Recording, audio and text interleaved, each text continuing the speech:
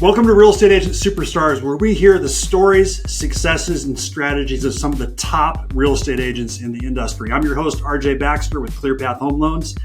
Our guest this week is Justin Pfeifer with Remax Northwest. He is 12 years in the business, and he is definitely a real estate agent superstar. He achieved the Chairman's Club with Remax and also is in the Remax Hall of Fame. So we're super happy to have Justin here to share his successes in the business. Welcome to the show, Justin. Thanks for being here. Awesome. This should be fun. Thank you. Yeah, absolutely. So tell us a little bit more about yourself. 12 years in the business. What did you do before real estate? Yeah, so actually my degrees, by training, by college, are in chemistry and math. So I was in biotech for a long time. I got my license basically because I started doing fix and flips. I had a couple rental properties in the late 2000s. Okay. And then, just kind of as that evolved, I got pushed into, colleagues of mine started pushing me and saying, hey, you could do that. Can you sell me a house? Can you help me buy a house? Can you manage my property or help me with that? So I just kind of, after experience, just kind of got pushed into it and eventually quit my day job and went full time in 2016. Okay. So it was great. Yeah, good timing on that with what the market's been doing. Yeah, very lucky. No doubt about it. So did you start off, like once you went full-time in 2016, were you already kind of rocking and rolling, or what was that main thing that kind of propelled you into the success you're seeing? Yeah, I think that I was definitely rolling as far as I probably had a handful of rentals at that point. I was also, I think my first year I closed 15 or 20 deals. So Okay. it was nice. It was nice for me because I got a fairly significant severance package that also helped me. So I got the severance package that pushed me along. So I had basically like a nine-month runway, which most people don't get. So I had a 9-month runway to really try to push it and go hard and see if I could make it as an agent. Okay. What was it that made you decide to take that leap? I mean, it sounds like people were kind of encouraging you to do it, but what was it within yourself that you said, you know what, I just want to go for this and go full time?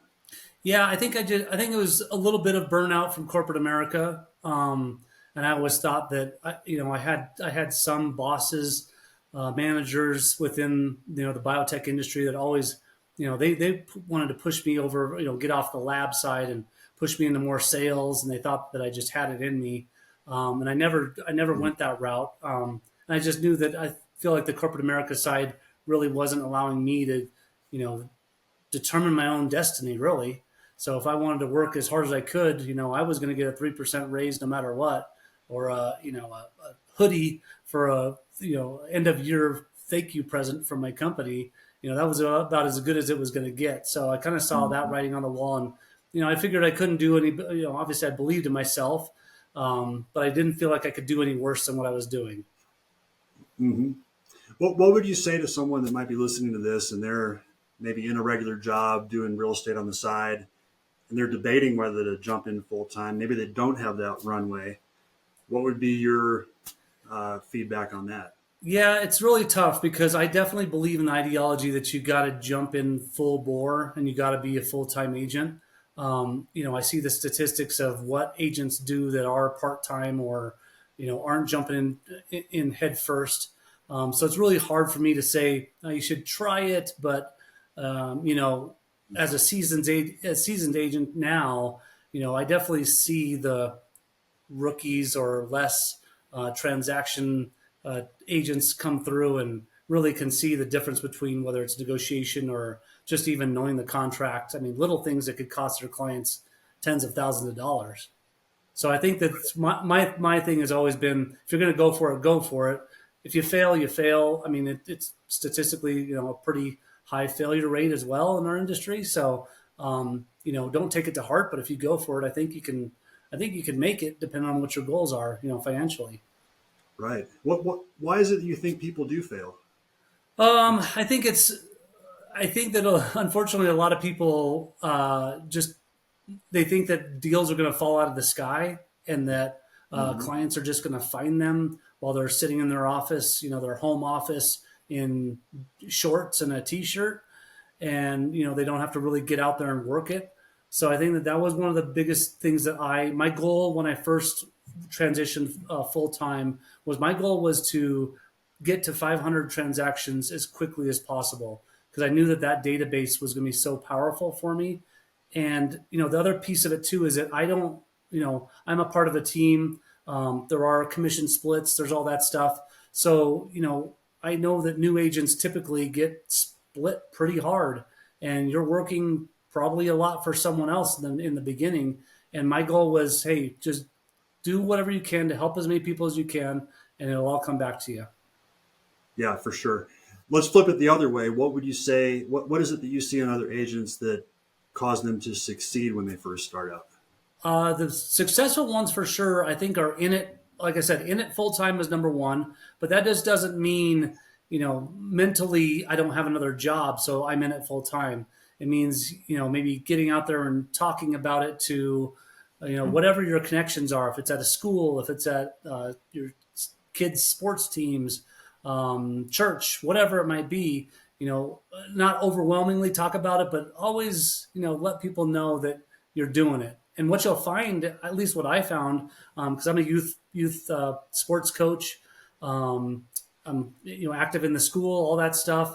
I'm also a high school baseball coach, so what I find is that people tend to talk to me about it more than I talk to them about it. So that's a really good feeling to have because then I'm not pushing it, but they still know I'm here. Yeah, nice. Were you a baseball player growing up? I was baseball and football. I played college football, but I Oh, really? played baseball as well. Okay. Where did you play Yep, college football? San Jose State. Okay, Yep, nice. yep, in the WAC. So That's awesome. back How did back in you the end up? old days. Yeah, the whack. Yeah, totally. How did you end up in Colorado? I'm a native to Colorado, so Oh, okay. I just went to college out there. But yeah, I'm a native of Colorado. Grew up in North Glen, so that's another piece too that I would say is that anytime I get to do a deal, especially in my hometown in North Glen. I mean, I live in Arvada now, but if I'm Mhm. up in those areas, it's awesome to walk into someone's house and literally know the neighborhood. Not necessarily even by the block. I might know it by the house. So it's really fun to do a deal back home. I mean, I this year alone, I've done deals from Fort Collins down to the Springs. So now my business takes me wherever it does. But whenever I get a chance to do a hometown deal, I always have a little bit more incentive to crush it for my guys. Yeah, yeah, cool. What were the biggest lessons you learned from being in sports growing up? Well, I think that the biggest one I learned was probably just how to handle and manage different personality types. Hmm. So you're a lot of the times, I mean, at that high level competitive level, you've got guys that have never failed, or guys that you need to pick up a little bit, and other ones you need to lead, and other ones you need to, for lack of a better term, some you need to yell at, some you need to pat on the butt.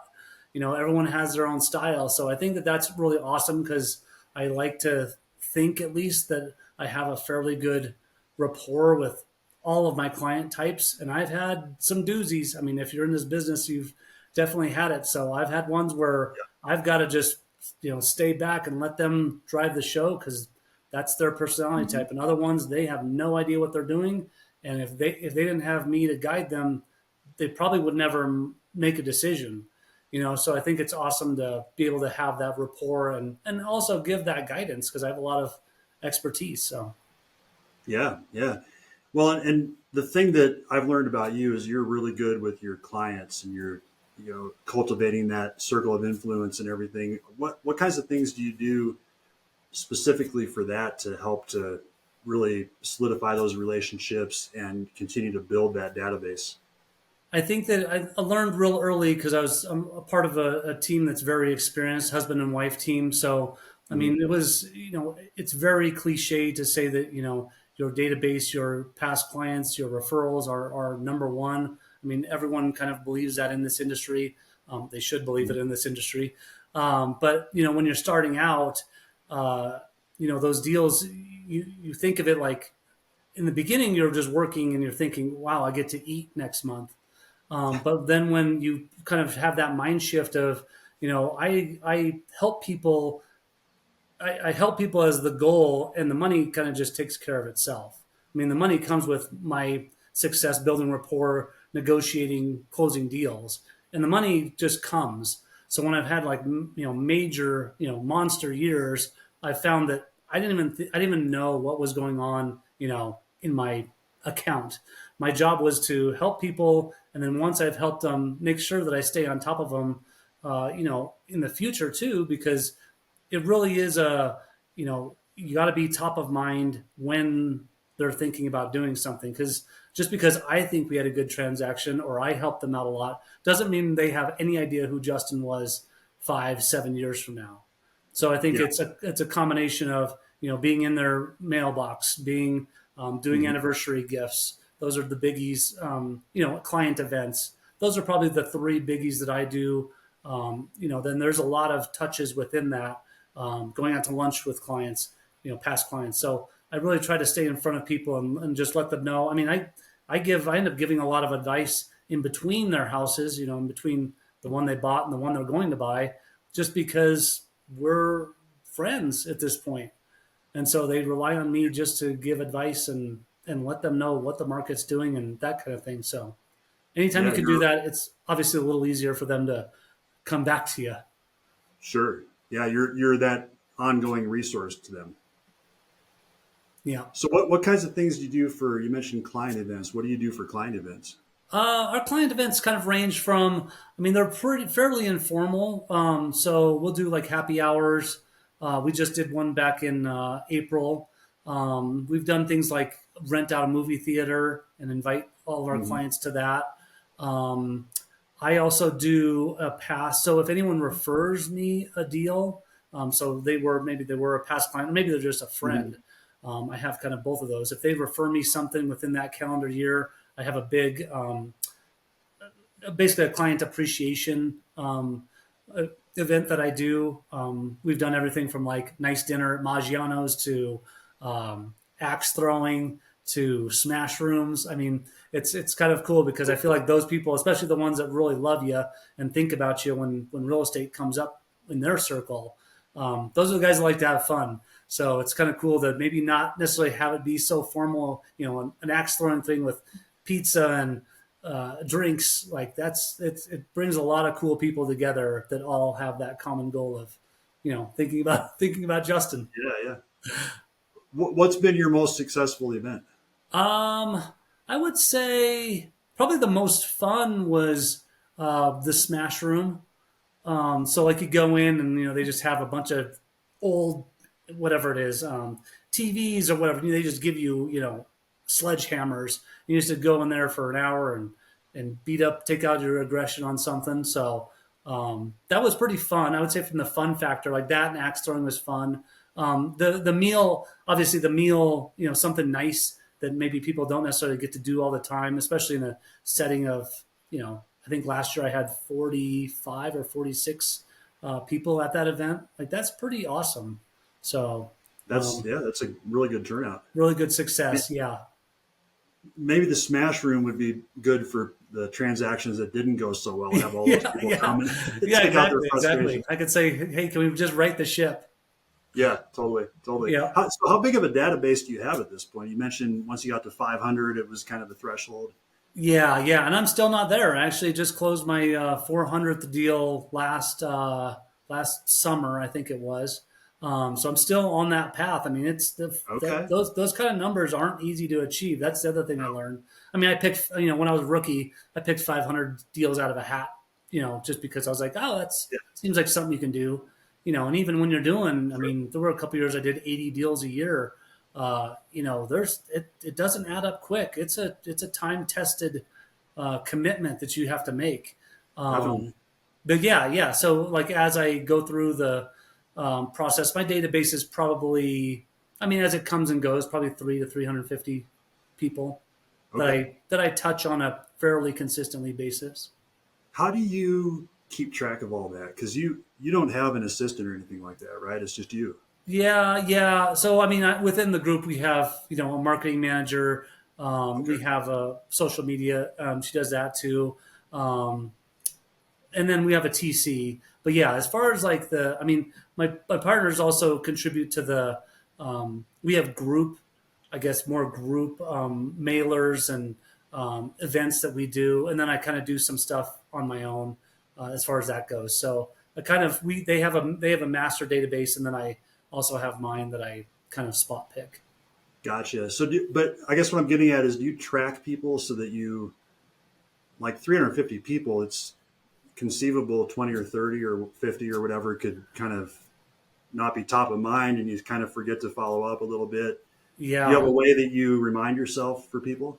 Or I a mean, system? I'm very like calendar driven so for sure that helps. So that's help as far as like a reminder thing. But I mean, I'm as simple as an Excel spreadsheet.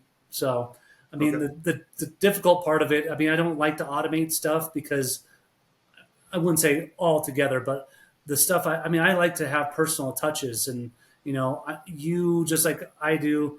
I get all these canned emails that have no substance or no meaning to them. And I'd Right. rather take 4 times a year on New Year's and tell everyone happy birthday or happy New Year's on a text, with something personal from me than, a canned thing. I think it may or may not go farther. But the other beauty, but I think that, I mean, I think it does.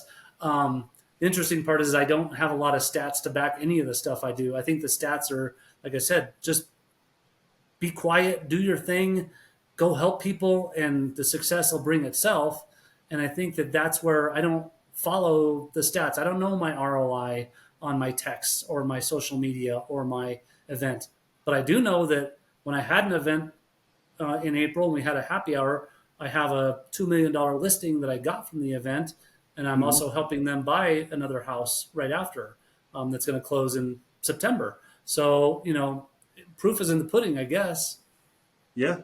And I think, I mean, just using your intuition on that stuff, it makes sense that those personal touches would be way more effective than something canned. Yeah, yeah. So, And the other part of it too is that I don't do stuff. I mean, I genuinely go into all of these events, or I'd say the events is probably the more emotional part for me. Like, I don't go into these events thinking I want anything from anyone. I really am genuinely just appreciating them. So the fact that it comes back is gravy. I'm not thinking about, wow, this happy hour was $3,000. I think of it as, hey, I get to see all my friends. I'm just throwing a totally. party. When you come from that place, it's genuine and people will know that. Yeah, So that, I think that's also, I mean, at least the connection. absolutely. 'Cause people can sense if it's not real, or if you're looking for something in return. Sure. Yeah, it So doesn't come with a timeshare pitch at the end. exactly. Well, thank you for coming. If you need to list your house, here I am. Yeah, yeah, exactly, exactly. Yeah, That'd be the. I mean, I couldn't even fathom doing that. So it's yeah, so far out there. yeah, totally. What have you found has been the most difficult part about being a real estate agent? I think that the most of the difficulties come from not, kind of having maybe like a little bit of complacency. I would say that's a little for Mm, me.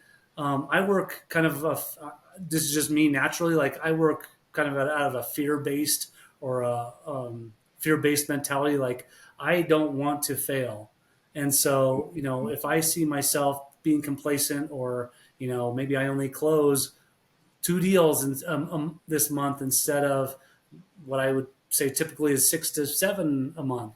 I look at myself and like, wow, what did you do for the last, were you really just, kicking it around, or were you on vacation for 4 weeks, or what happened? So I really look at myself internally, and I think that there's enough, I definitely subscribe to the abundance theory. There's definitely more than enough work out there for any agent that wants to get it. I yeah.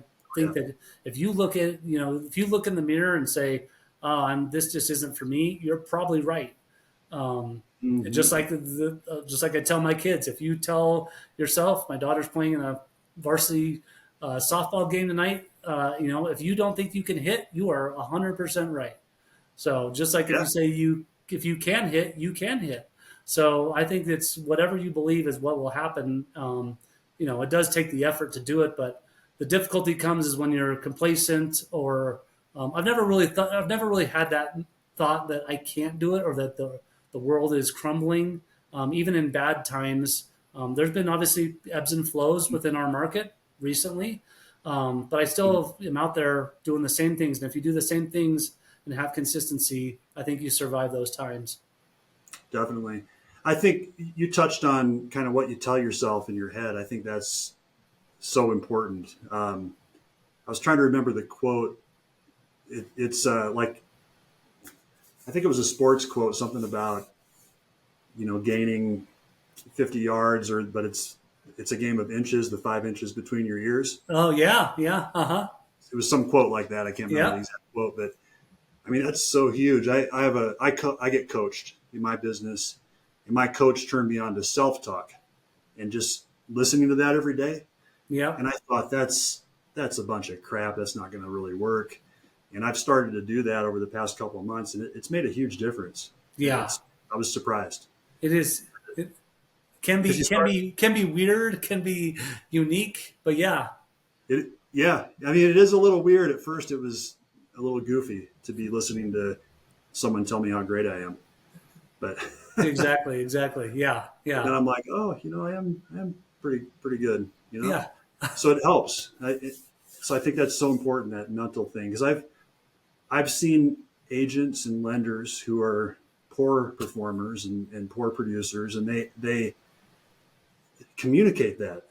That's what they're saying. They not only do they tell themselves that, but they're telling that to other people, and it's just it doesn't work. yep, yep. And if you don't think that your clients or your, you know, anybody around you doesn't pick up on that, you're out of your mind. So 100%. I totally believe that I've somehow um, manifested. There's all these cliche words, you know, manifested deals to happening. You know, I have a listing that's hasn't had a lot of showings or whatever. I say, you know what, this is the weekend. It's going to happen, and Mm-hmm. I'll text it to my client and say, you know what, it's happening. And when it does, man, you look like a hero. So it's pretty cool. Yeah, yeah. It's interesting on that manifesting, because I really believe in that too. Like carrying yourself like you're a top producer or a successful person even before you are. Just Yep. you are that person. So just step into that role, and it's amazing the kinds of things that happen. There's a really cool. Have you heard of a guy named Charlie Rocket? I haven't. So there, you should go check it out. There's a guy that I follow. His name's Rene Rodriguez, Okay. and he's like an influence guy. He does. He's got a podcast, but he does events and stuff and teaches people about influence. So he interviews Charlie Rocket, and this guy's story. It's all about manifesting. I won't say any more, but go check it out. It's a good listen. Okay. Awesome. Awesome. Yeah, That yeah, does yeah. kind of remind me of one of the things I did when I was a rookie. So I was my one of my good friends actually held my license when this was before I went full time, but I was just doing my fix and flips and my rental properties, things like that. So I was with a small brokerage. As a matter of fact, I was his only agent. He kind of did it as a favor to me at the time. He didn't need me. He didn't need to babysit someone, but he took his time to do that, which I'm still very appreciative of to this day. But one of the things I thought of is that Liberty Home Group was the group. So I'd go into people's houses and I'd be competing for a listing, or I'd be yeah, I mean, basically just talking, and of course, they'd say, "Who are you? What have you done with your life? All that stuff. Who you with?" And so when I had to go compete against the big name, agencies, the brand name ones, I Mhm. basically said, "Hey, you have to sell who you are." So at the time, it was, "Hey, I know Bob from big brand name company has sold 2,000 houses in his career, but what you're going to get is you're going to get me, and you're going to get me all the time, and I need your job to be successful so that I can build my business." And so it's really interesting because it's obviously become full circle now that I'm a Remax agent and sold 400 houses myself. Yeah. So, but it's really interesting to me. It's like it's about selling who you are, and I do. I think you believe in whatever you are. If you think that you're a small-minded, guy that's going to walk into their house, they're never going to choose you. And Hmm. that goes for me today. I mean, I'm still competing against big conglomerates or big Hmm. single agents, in listings, and Yep. If I Yeah, don't believe it, why would they believe it? So totally. So that makes me think, how do you sell yourself to clients when let's say you meet someone brand new, it's not a past client that already knows you. How do you differentiate yourself? yeah, well, I think that obviously, I mean, now with the Remax brand, it's very easy to sell the marketing piece because the Mhm. balloon is so popular and in everyone's head, whether it's on a billboard or that. But me personally, I mean, I'm so diverse within my own experience. So now, whatever it was 10 years ago, 12 years ago, I couldn't say some of the things I can say today. I mean, I have 21 rental properties. I invest in Colorado as well as I have Airbnbs in Florida, South Carolina, as well as Colorado.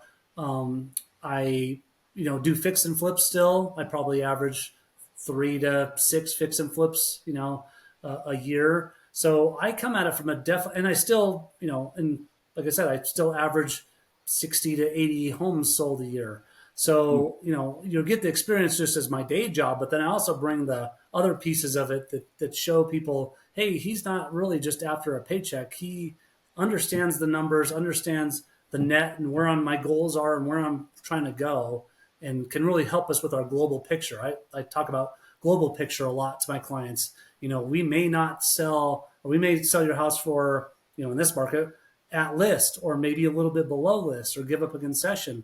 But if your Mhm. global picture is to get out of that house and go, to Florida or go to whatever, a larger house, if your global picture improves because now you have 3 kids instead of 0 when I met you, or now you're married, as opposed to being a single guy when I met you.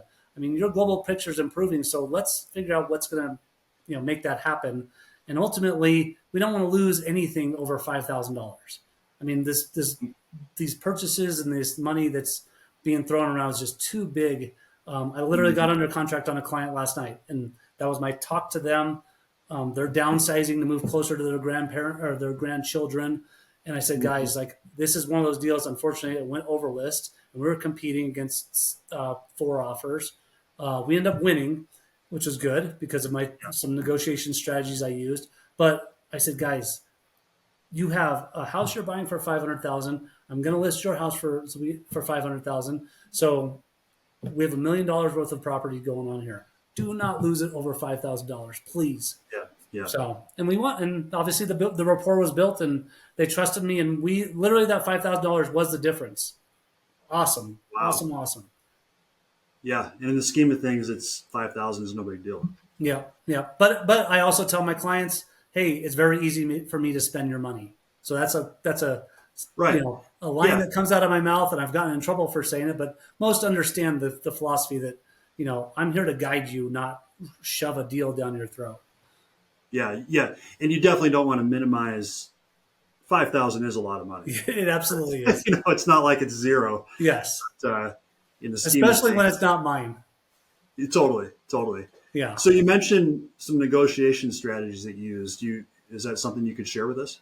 Yeah, yeah, for sure. I mean, I think there's competing in the 17 to 2020 market taught me a lot. I mean, it was crazy, and I think that what was cool is that I had enough listings where I got to see what other people were doing, as far as like anyone. I mean, obviously, if you have a bag of cash and you could just throw it around, it's very difficult to out strategize that. I mean, I have beat multiple cash offers before with just based on rapport. I mean, for example, the guy that the listing agent that accepted our deal yesterday, we were not the highest offer, Hmm. but I stayed on him in a kind, polite way, not Hmm. overbearing, and stayed on him all weekend because I showed the house Friday morning and they were accepting offers until Sunday. So I showed it. My guys had a lot of interest. I let him know Friday, hey, I'm going to be around Sunday. I'm going to leave you alone. And I did exactly what I told him I'd do. And then Friday, Sunday late morning, I knew it was going to get hot and heavy. So I pinged him, got on the phone call, got a phone call with him, which is definitely a strategy I use. I don't Hmm. want to text you if I'm trying to outcompete another person. And hopefully, I can't control how that listing agent runs his business. And if he doesn't want to talk to me, he doesn't want to talk to me. But I feel like once I get on the phone, I find a way to get the answers I need to help put my clients in a really good position. And that's what it was. I mean, he ended up giving up a little bit of the info that I wasn't sure that he was going to give up. And like I said, that $5,000 made the difference. So how is it you got your offer accepted, even though it was not the highest offer? I mean, he flat out told me that he trusted that I could get the job done. And so there was another offer that was, even though it was higher, and I'm saying apples to apples higher. So like there was one that was contingent that was definitely out of the running. But the one that was apples to apples, he said, the agent sent me the offer. He didn't even tell me that he sent me the offer. He did talk to me throughout the weekend, but he just kind of like put his offer in and expected us, me to just know what's going on. Whereas Right. you told me you were going to send it. I told him I was going to send it in 10 minutes. I sent it in 10 minutes. I told him that I sent it. Doing what you said you're going to do. Yeah, yeah. Which seems crazy, but it is the bane of this industry. It really is. I mean, Oh, if yeah. you can't if you just do the easy stuff, I don't think that I'm some superhero real estate broker by any means. I don't have all the answers. I just do what I say I'm going to do and do the easy Yeah. stuff. So It's business 101. I've done the same thing in my business. It's calling people back when you say you're going to. It's doing what you say you're going to do, and just that follow up piece, like the stats that show. I think it's on the fifth contact attempt. Most yep, sales are made from the fifth attempt on, and most salespeople give up after one or two attempts. 100%. So Yep. yeah. Um, what are you the most proud of in your business and what you've accomplished so far? Well, I think that early on, I would say that, I mean, obviously this doesn't come without, family sacrifice.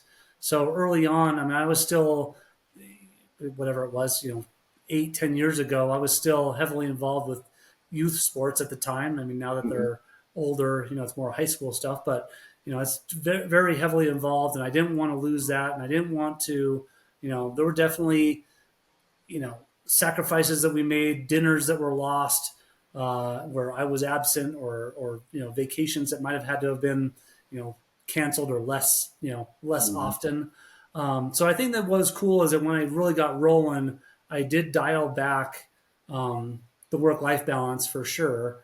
I don't. It still pains me. I mean, again, I believe in the speed to connect with clients. So if someone does call me at my dinner table, I answer the phone. I still do it. I don't think Mhm. that like answering 9 to 5 is the way that I made myself successful, and I still do that. But I think that there's other ways I've managed, the kids and the family and life and all that stuff to make it still work. So that's what I'm proud of because it can get away from you, and you could Oh yeah. lose your family, you could get divorced. I mean, there's all kinds of stuff that can happen for sure. So I'm pretty proud Yeah. that like everyone, my family stuck with me, and I, was able to still accomplish goals because goals are important to me. I mean, the plaques on the wall and the Hall of Fame induction, those are goals, and I'm a goal oriented person, so Mhm. they do mean something to me because I always joke around that a lot of people don't maybe post stats about whatever it might be, your shooting percentage in basketball, your batting average in baseball, your number of homes that you've sold, in real estate. But I also believe that it's very hard to post stats that you don't have. So if you don't have anything to talk about, that's why you can't say anything. And so Right. that can come across as like a bragging or confident thing, but I've worked hard for it too. Yeah. Well, I think everyone listening can relate to what you're talking about. I certainly can. It's been a struggle for me throughout my career. I mean, it's a hard thing, like that work life balance. I had a incident, not an incident, but it was a eye opening time in my career. It was about 10 or 12 years ago. My kids were 6 and 7 or 5 and 7. We were at Disney World, Mm-hmm. and I spent that entire week on the phone in line at the rides. I was up until 1 or 2 in the morning on my computer working on stuff. Dead tired the next day. I just wasn't present. And that was the moment where I said, something's got to change. Yeah. Yeah. It's cool that you mentioned that balance. And that's one of the things you're most proud of, because it's the same thing for me, because Yeah. it can get away from you. And there's no one that's going to be looking back on their deathbed and they're going to say, I wish I would have worked more. It's always, I Sure. wish I would have spent more time with my kids, or, had more time with my spouse, or whatever it Yeah. is. Yeah. And it truly is a fine line because you work so hard to get to that point. And so, my Disney World story is similar. Like I never ever would have thought this would happen, but it was in 2020, and I had an awesome, incredible summer. I ended up closing 19 deals in July of that summer, but there Wow. was a point where and that's like unheard of. I still to this day, my partners That's bought great. me. I keep looking over the side. My partners bought me a Joe Sakic jersey because he's number 19. So that was like commemorative of Nice. that month in July of 2020 when everything went right for me. But I remember being a coach. I mean, I was a head coach of whatever it was at the time, 10U, 11U baseball team. I walked off. I got a phone call because I had written the offer before the game. We went into pregame. We went into the game. And I remember saying, hey, Coach, can you just come step in for me at third base, coach third base for me? And I walked off because I had to revise an offer because we were getting it done, but I had beat out 18 other offers. And I Hmm. got the deal done, and it was a good friend of mine, so it was really important to me that he got it. Um, and I got it, and then I like that afternoon or that evening or whatever, maybe even Monday, I woke up and I was like, you can never walk off a baseball field again. Like, what are you doing, man? And so I was so happy I got the deal, but I was like, okay, just at least check yourself a little bit because that's you're there. What do the kids think? What do the parents think? And I'm very self conscious of that. So, Yeah. Yeah. but That's I an was awesome. happy I got the deal. Yeah. Right. Yeah. Totally. Yeah. I can relate to that story though, man. There's so many times like that. Yeah, That but it I, never happened again. So yeah. I learned lesson learned. So Well, I mean, I've got a story just today. My daughter, she got into flag football of all things. Who knew that was yep, a huge thing? huge thing. Yeah. And I'm slammed today, but she's got a game at 6 and I'm going to be there and my phone's going to be in my pocket. And that's just how it is. Yep, I don't care how many things I have on my list. That's where I'm going to be. yep, So that's awesome. yeah, but that's really cool. So where do you see this going for you? What are your goals? I mean, you're almost to 400 clients. Yeah, I Where think would you that, like I to mean, go? I think in an ideal world, I mean, this is obviously, and I had no, um, I mean, my grandmother was in real estate, which I found out after the fact, but it didn't really have a bearing on like my upbringing or my parents, their careers or any of that stuff. But I mean, I definitely see it as like a legacy career. I mean, in my head, I'd love to find the kid that's similar to me, that's driven and socially cool and can pull off all the personality types and handle Yeah, that. But I mean, I think it'd be just like a lot of industries, whether it's lending or insurance or I mean, it'd be just a pain or it's not really a book of business that I can sell. So it's a little different than that. But I think it'd be awesome to have a child that I could help mentor, and maybe they could make that of themselves. I have a couple friends that I didn't know at the time, but their parents, that's generational agents, and I think it's pretty sure. cool looking back on it now that what a I mean what an opportunity for one, to jump into a parent that does major business, but then also like just to have a kid around for maybe 5 or 10 more years longer around you Yeah, than just going. So yeah. I have a that friend. seems kind of fun. I mean, obviously with the rental properties and looking at my global picture, I look at it just like I talk to my clients about. I think definitely I'd like to spend more time. I mean, I still have a fourth grader, as my youngest, so I still have some time, but Mhm. I definitely would like to spend more time at the Airbnb, the short-term rental properties, the vacation rental properties that we have in Florida, and I'm going down there in a couple weeks. That's the first time I've been down there in a year. I mean, it'd be awesome to like enjoy my own stuff more than Right. I do. So, Yeah, for but sure. I like what I do. So that's the tricky part. If this was a job to me, I'd have probably a different answer. But the deal I got under contract last night, that just reiterates like why I do what I do. So Yeah, very because cool. then seeing I definitely, like I said, whether it's first time clients or those clients last night happened to be they bought their home. I'm going to get this wrong, but 1975, and they've been in the same house in Greeley for since then. They built that house, Wow. and so now they're moving into Longmont to be closer to their grandchildren. But it's like I get the same joy that they did when I got to make that call last night. They hadn't bought or sold a house in whatever it is, 50 years. They had excitement, and that's all I got to live through. So it was awesome for me, whether it's a first time home buyer or someone that hasn't done it in 50 years. It was super cool for me to be a part of it. Partially because I'm so jaded with, my rental properties and my fix and flips. I mean, I've bought and sold over 80 houses for myself in my career. So when I go to a closing, it's boring, scribble your name, call it a Hmm. day, get out of here. But I love to see what I've done for other people. So, Yeah, yeah, that's cool. yeah, Well, thank you so much for being on, Justin. It's really easy to see why you've been so successful. I appreciate it. I appreciate it. Thank you. This is Yeah, a lot of for fun. sure. And I wanted to mention too, we were talking off camera. You have a checklist that you've developed on the things you do with your client database, past clients. Yeah. Is that something you'd be willing to share with us so other people could, learn from that? Yeah, absolutely. I can put something together and get it to you so you could have like a link to it or Yeah, whatever works for you. So yeah. We'll put a again, link in the show notes to the episode for people. And how could people reach you too if they want to reach out, if they have questions, or if they want to connect with you? yeah, absolutely. 720-933-1703. Call, text, or email is easy. Justin Sells Colorado at gmail.com. Okay. And then what's your social security number and birth date? No, I'm just kidding. Let me see. That's Cool. awesome. Well, thanks again for being on, Justin. This is a lot of fun and definitely appreciate you sharing all your wisdom so other people can learn. Perfect. It was awesome being on here. So thank you. Yeah, you're welcome. Thank you so much for tuning in for today's episode. If you enjoyed the show, please share it with your friends in the industry. That's how the word gets out about real estate agent superstars.